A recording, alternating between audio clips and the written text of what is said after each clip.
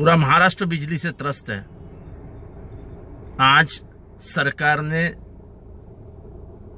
Load shedding की घोषणा कर दी है। कुछ हलकों में 18 घंटे की लोड शेडिंग होने वाली है। कुछ हलकों में 8-10 घंटे की लोड शेडिंग होने वाली है। हम जब सत्ता से निकले थे, कांग्रेस और राष्ट्रवादी कांग्रेस, तो जीरो लोड शेडिंग का महाराष्ट्र हमने बीजेपी शिवसेना के हाथ में दिया था। आज ये बीजेपी शिवसेना ने पूरा खेल खराब कर दिया।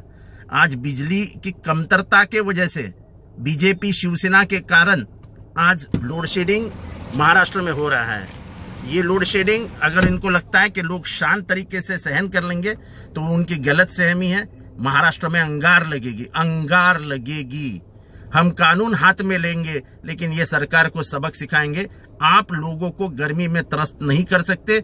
बीजेपी के और शिवसेना के मंत्री एसी में रहेंगे, ठंडी हवा में मलबार हिल में रहेंगे, और जो आम गरीब आदमी है जो गांव खेड़े में रहता है वो 18 घंटे लोड शेडिंग में रहेगा। ये मंजूर नहीं है। हम जेल जाने को तैयार है, लेकिन हम इस सरकार की इस नाकामयाबी के खिलाफ आवाज उठाएंगे।